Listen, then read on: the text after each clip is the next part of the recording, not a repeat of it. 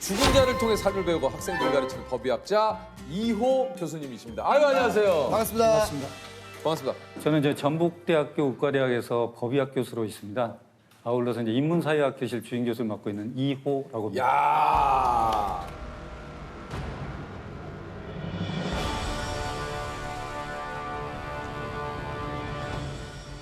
안면 우열이 있고 또 눈꺼풀 결막에서 일혈점이 다소 나타나고 있고 다른 사람의 손에 의해서 목눌림이 사망할 때까지 지속적으로 이루어져서 발생한 경부압박 질환, 우리가 흔히 액살 이렇게 표현하거든요. 좌측 가슴 위에 커다랗게 드러난 자창의 흔적이 있다. 이 표현은 엄격하게 말하면 사후 손괴. 시신을 칼로 찔렀다는 거. 그렇습니다. 이게 시신에서 보여지는 상처에 대해서는 부정할 수 없죠. 항상 우리가 얘기하지만 시신이 있는 그대로 보여주기 때문에 죽음을 다루다 보면 그 죽음에 이르는 과정에서 우리는 과연 무엇을 막을 수 있었는가, 또는 이 죽음을 어떻게 회피할 수 있었는가, 그 원인을 찾아서 실은 살아있는 사람들의 안전을 더 공고히 하고 강화시켜야 되는 문제가 있습니다. 그래서 한번 일어난 사건이 다시 반복되지 않도록 그 원인을 찾고 법의학이 살아있는 학문으로서 어떻게 기여하는가를 좀 설명하고자 합니다.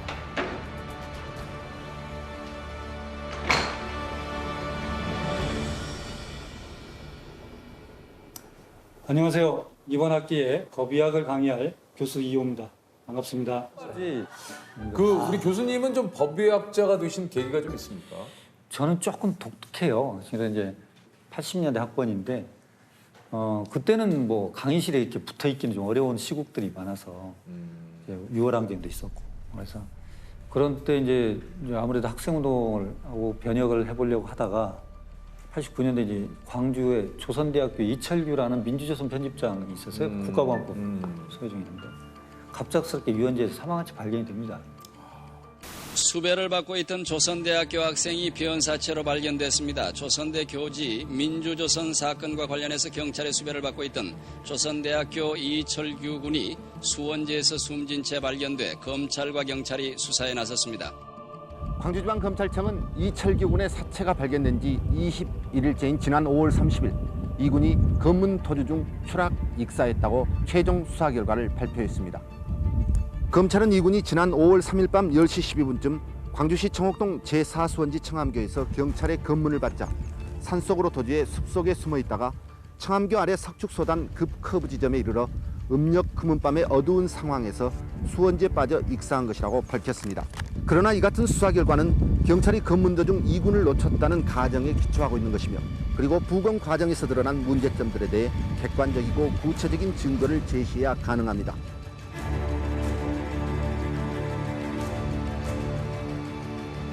익사라고 납득시킬 만한 근거가 없어요.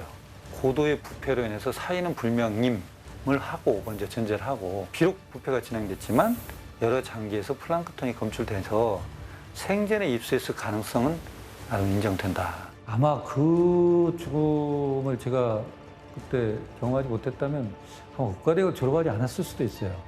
실은 정말 뭐 망치로 맞은 것 같았어요. 이 길 가야겠다, 이렇게 가야겠다. 앞으로도 많은 의문사가 있을 테고 많은 죽음들이 있을 텐데 꼭 그런 학생운동이 아니더라도 우리 죽음에 대해서는 왜 접근하지 못할까? 다 살아있는 사람들의 건강을 더 증진시키고 생명을 연장하는 건 좋은데 죽음에 있어서 건강성 지표는 누가 챙길 것인가 싶어서 그러게 이제 그때 결심하고 지금까지 하고 있으니까 저는 행복한 사람이죠. 꼭 하고 싶었던 일이고 누가 잘하는 일이라고 행복한 사람이죠. 그럼 지금은 직업에 대한 만족도가 굉장히 높죠. 저는 제가 행복한 표정과 뭔가 잘 사는 표정을 했을 때 법의학이 정말 재밌나 이런 생각을 한다니까.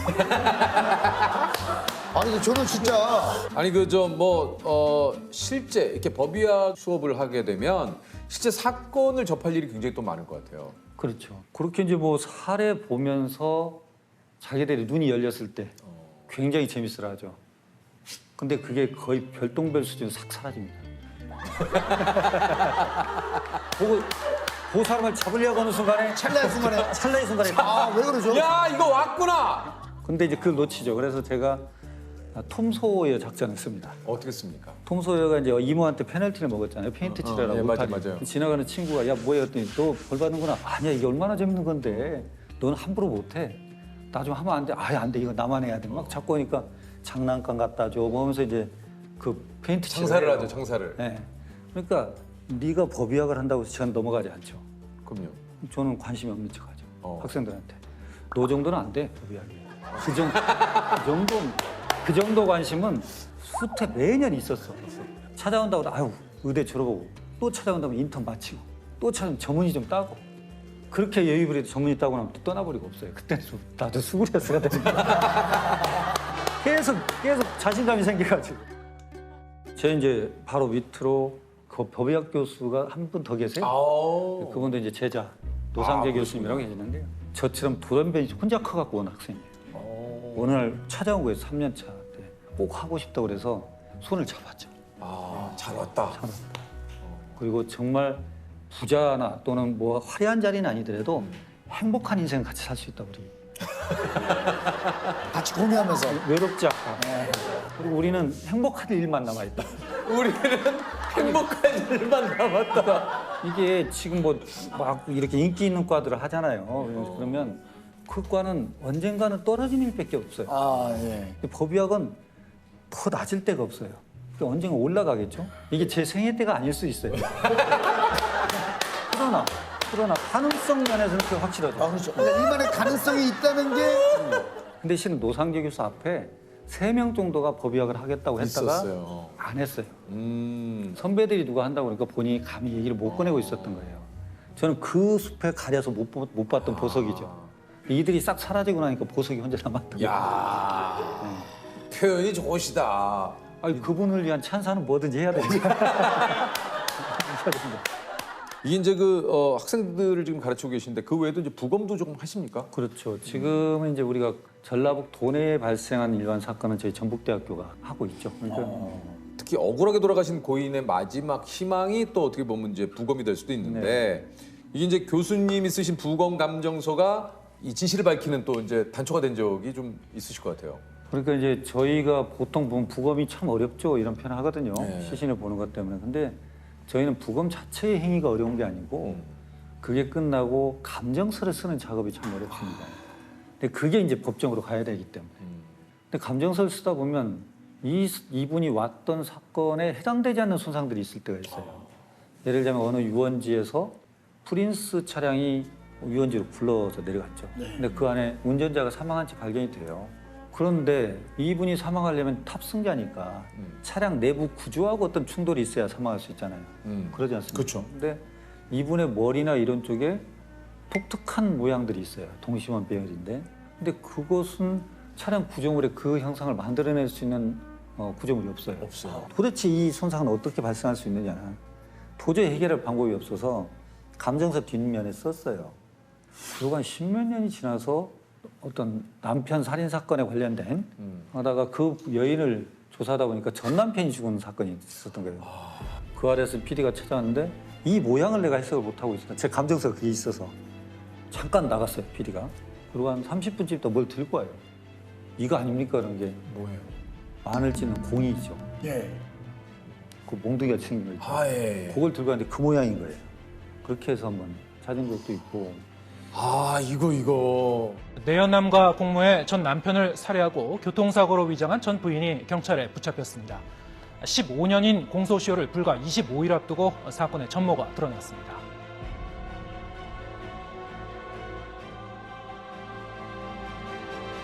아니 좀 교수님도 직업병이 뭐 아까는 뭐 이런 거 얘기했지만 뉴스가 어디선 사건이 났다는 소리 귀신같이 잘 들으신다고. 직업병 제가 좀 약간 난청이 있거든요. 그래서 집사람이 부르면 잘 안 들려요. 저도 그래요. 그러시죠. 근데 저희도 이상하게 사고, 살인, 사망 이런 단어에 굉장히 예민하시구나. 그러니까 어딜 가다가 뉴스에 그게 좀 그냥 반사적으로 보고 제가 용산역을 자주 이용하거든요. 근데 용산역 그 모니터에는 소리가 나오지 않아요. 맞아요. 근데 어디서 사망 소리가 들리는 거예요. 그러고 보니까 뉴스가 그렇게 나와요. 희한하게. 그런 일도 있어요. 어느 날 느낌으로 갑작스럽게 오는 일들이 있어요. 뭐냐면 그 지리산 일주도로가 있거든요. 옛날 90년대 때 누군가가 잠깐 소변이면서 이제 차를 받쳐놓고 소변을 보는데 저 밑에 유기된 시신이 하고 있었던 거예요. 그래서 이제 그게 이제 저희한테 부검을 오게 됐죠. 도대체 이 사람이 어디에 있었냐? 누굴까? 누굴까 있어? 그래서 치과 기록을 그일 때 남원, 뭐 임실, 순창 다 경찰들이 찾으러 다닐 텐데, 근데 그 형사가 갑작스럽게 테이블 있죠? 거기에 보면 옛날에 저 행방불명된 미아 찾기, 우표코기를 한 50명 정도 이렇게 놓는 게 있었어요. 예. 옛날에. 그날 지쳐서 딱 앉았는데 그 많은 숫자 중에 한 애가 보이는 거예요. 갑작스럽게. 88 올림픽 때 찍었던 이 태극기 이거 하는 그 사진이 눈에 띈 거예요. 근데 우리가 실종자를 찾으려면 맨 마지막에 찍었던 사진을 제출해 줘야 돼요. 가장 가까운 시간. 가장 마지막에 찍었던. 그럼 나이를 보니까 24살 되는데 8살 때 사진이 제출된 것이 보이는 거예요. 그 사진이. 자기는 이 애 같은 거야. 그래 올라오면. 직감적으로요? 네, 그래 올라와요. 그 엄마를 만나고 아버지는 별거 중. 아버지가 이 애를 데리고 있는 걸로 돼 있었는데 아버지가 이제 실종신고를 냈고 아버지가. 그럼 왜 사진을 그걸 냈느냐? 대답을 않고 말을 안 해요. 그래서 엄마가 협조해줘서 유전자 분석을 하니까 그 친구가 맞아요. 예. 그러니까 어떤 때는 대신 빙의하듯이 이렇게 얘기한 것도 있고. 아니 그럼 그분은 어떻게 되신 거예요? 실종되시고 어디 다른 데 수용되시다가? 아버지에 의해서 이루어진 사건이에요. 그게.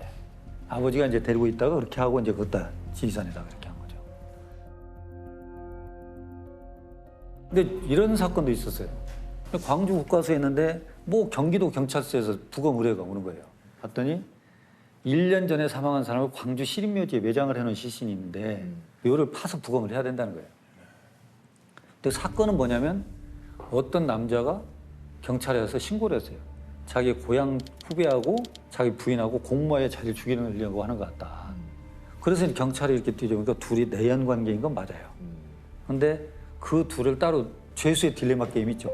분리해가지고 죄수의 딜레마 게임. 서로 자백하는 것이 가장 유리하거든요. 그래야 선처를 받으니까. 뭐 그렇게 해서 결국은 이 여성분 입에서 뭐가 나오냐면 저 남자는 더 나쁜 놈이다. 1년 전에 자기 와이프를 죽이고 보험금을 탄 놈이다. 그 1년 전에 사망한 부인이 이제 광주에 묻혀 있는 거죠. 그래서 이제 부검을 하러 가요. 그분은 어떤 거냐면 남편은 조수석에 탔고 돌아가신 부인은 운전을 했어요. 근데 옹벽 그 옆에 를 들이받고 부인은 머리를 다치고 남편은 다리를 다쳐가지고 입원해 있는데 남편이 갑자기 부인이 머리에 피를 흘리고 있는데 이분을 데리고 응급실로 내려오는 거예요. 입원이 중이었는데. 그래서 이제 응급실 의자가 보니까 이 두피가 찢어져 있고 피 나고 갑자기 뇌출혈이 심해져서 사망을 했어요. 그러니까 원인이가 교통사고로 돼가지고 이제 보험을 탔던 거죠. 그래서 부검을 하는 거죠, 이제. 근데 묘에서 파서 수위 벗기고 뭔데 실압파라는 건 부패나 육탈이 되지 않고 습한 환경이 있으면 마치 밀랍처럼 돼 있어요. 그러니까 그 형태를 그대로 유지해요. 근데 딱 처음에 보니까 두피 두정부, 머리 꼭지 부위가 꼬매져 있어요. 근데 뭐냐면 자기가 이 부인을 세면대에다가 휠체어 태워서 씻으라고 데려다 놓고 자기 잠깐 옷가지를 갔는데 와서 보니까 쓰러져 있더라는 거예요. 그래서 데리고 내다녔다는 거죠. 근데 딱 보니까 두정부면 휠체어에 있는 사람이 쓰러지면 어디를 다쳐야 되겠어요? 머리를 다친다. 뭐 뒤, 뒤, 옆, 이마. 근데 여기는 안 돼요. 그렇죠. 이건 다이빙을 해야 되거든. 그렇죠. 그렇겠죠. 부위가 안 맞는데 그리고 다시 이제 조심스럽게 보니까 두개골에 구멍이 나 있어요. 두개골에. 이번 당시 엑스레이를 보면 아무 두개골 골절이 없어요. 근데 그러고 응급실을 내려왔을 때는 보면 두개골에 구멍이 나 있고 그래서 이제 이게 도대체 어떻게 이럴 수 있느냐 일주일 사이에 범죄 심리학이라는 게 있습니다. 경험하지 못한 거짓말은 못해요. 그 얘기는 뭐냐면 우리가 외계인을 만난 적이 없잖아요. 그러니까 외계인을 만들어내려면 어떻게 하냐면 인간을 괴상망치가 틀어야 돼. 눈은 한 100개 있더라도 입이 바늘구멍만 해도 입은 있어야 될 것 같고 이걸 틀지 전혀 안 만나보고 그걸 만들어낼 수는 없어요. 그렇죠? 근데 거기 조서를 이렇게 읽어보면 내가 부인을 데려다가 세면대한테 데려다 놓고 가서 화장 가서 수건을 가지고 내렸는데 쿵 하는 소리와 함께 여보 살려줘 소리가 들려서 가서 보니 부인이 쓰러져 있더라. 그게 범죄 심리학으로 안 맞아요. 왜 안 맞죠? 왜냐하면 쿵 하고 쓰러졌을 때 어떤 상태가 돼요, 뇌가. 그 정도면 사실 얘기를 한다는 게 말이 안 맞죠. 그런 상태에서 말을 할 수 있는 사람이 없어요. 그 얘기는 뭐냐면 이게 먼저야. 그러니까. 이게 먼저 오고 그다음에 여기 생겨야 돼요. 아 살려주세요. 그 소리를 먼저 들어야 돼, 내가. 네. 그걸 경험을 바꾼 거죠. 그러니까 부인이 살려달라고 애원한 거야. 아무도 없는 그 세면대한테 가서 스파이프를 내리치고 진술은 이렇게 바꿨죠. 그렇게 된 거예요. 그런 것도 있고. 야, 그 진술서만 봐도 그 안에 뭔가 네, 그 좀 부검감정서를 쓰기 힘들 때도 좀 있으시다고 그래요. 그렇죠. 왜냐하면 이제 어떻게 보면 어린애들을 할 때는 참 가슴이 아프시죠. 아프죠. 힘들죠. 왜냐하면 이 사람의 운명의 끈이 얼마까지인지는 모르죠, 우리가. 그러나 참, 그것이 이보다는 길었을 거라는 생각을 하니까 그런 부분이 좀 안타깝고 며칠째 학교를 안 나오는 애가 있었어요. 그러니까 담임선생이 신고를 했고 밖에 신문이나 우유가 쌓여 있고 그래서 경찰이 시정자한테 따고 들어갔죠. 그러니까 복도 쪽에 있는 방에는 초등학교 5학년 애가 목 졸려 살해당해서 가지런히 침대에 누워 있고 안방은 햇볕이 들어오는데 이불을 걷어보니까 칼로 찔려서 살해당한 엄마가 부패된 채로 있고 화장실을 보니까 아버지가 이제 목을 맸어요. 현장 사진을 찍고 뭐 이렇게 하는데 갑자기 그 누워있는 5학년 위에 본 벽에 그 당시 동시 경연대 같은 거 해가지고 상 타면 판넬로 이렇게 했었잖아요, 옛날에. 거기 이 애가 가을이 되면 나무는 너무나 이쁘다는 거예요. 형형색색 아름다운 옷들을 입고 있으니까. 그런데 내가 더 이뻐, 아니야 내가 더 이뻐 이렇게 서로 다투다 보니까 그 아름다운 옷들이 떨어진다는 거예요. 낙엽이. 그 낙엽이 시인 이유가. 그래서 야, 이런 시인이. 근데 이게 저도 무지하다는 것이 언제 알게 됐냐면 정신과 선배가 그 얘기를 해요, 저한테. 그건 그런 시가 아니라는 거예요. 아니에요? 그 애는 SOS를 보내고 있었다는 거예요. 왜냐하면 겉으로는 평온해 보이지만 지금 우리는 내부적으로 갈등이 많습니다, 우리 집은. 엄마 아빠가 싸우고 이것이 뭐. 자기 동물의 시가 이렇게 그렇게 써지는 거예요, 시가. 그래서 이게 참 우리는 얼마만큼을 더 노력하고 더 생각을 해야 될까. 이게 나 지금 조금 전에 소름이 돋았네요. 그런 거예요. 그래서 저도 그냥 얘기하신 대로 이게 참 시적으로 그렇죠, 너무 그렇죠. 네. 멋지게 표현을 했다. 단풍이 그냥 떨어지는 것을 서로 아름다움을 다투다가 이게 네 잘못이네, 내 잘못이네. 그래서 이렇게 더 안타깝다라고 생각을 했는데 이 안에 있는 또 심리학적으로는 그렇게 된다는 거죠. 뭔가 이렇게 저희들이 그냥 무심코 지나가지 말고 이런 그 주변에 있는 그 어떤 사인, 남모르는 이런 그 속에 숨어 있는 것들을 뭔가 한번 생각을 해봐야 될 것 같긴 해요. 이게 또 어떻게 보면 뭐 삶이 정상 같지만 저는 죽음을 너무 보니까 살아있는 게 비정상인 거예요. 왜 우리가 살 수 있을까? 그 많은 사고와 그 많은 힘든, 그 많은 어려운 것들이 있고 그 많은 위험들이 깔려 있는데 어떻게 우리는 살 수 있을까? 살아 있을까? 내가 오늘 KTX 타고 오는데 KTX가 부딪히지 않고 도착한다는 것이 그런 것들을 보면 삶이 오히려 신기한 거 아닌가요, 우리가? 제가 그런 말을 즐겼어요. 누군가에게 일어날 수 있는 일은 누구에게나 일어날 수 있다. 어떤 때는 이 건물이 붕괴되기 바로 일보 직전일 수도 있어요. 나사 하나가 버티고 있는 것일 수도 있거든요. 우리는 드러나지 않으니까 안전한 걸로 생각하는 거죠, 실은. 근데 살아있는 걸 너무 당연시하지 말라는 거예요. 우린 안전하다고 착각 속에 살 수도 있어요. 그래서 우리가 죽음은 어차피 맞닥뜨릴 수 있는 거지만 그 안에서 우리가 피할 수 있었던 죽음들, 예방할 수 있는 죽음들, 이것들에 대해서 의사로서 그래서 미리 작은 사건을 놓고 경고 사인을 줄 수 있는. 그래서 죽음을 허투루 보내서는 안 됩니다. 그 죽음에서 분명히 교훈이 있습니다.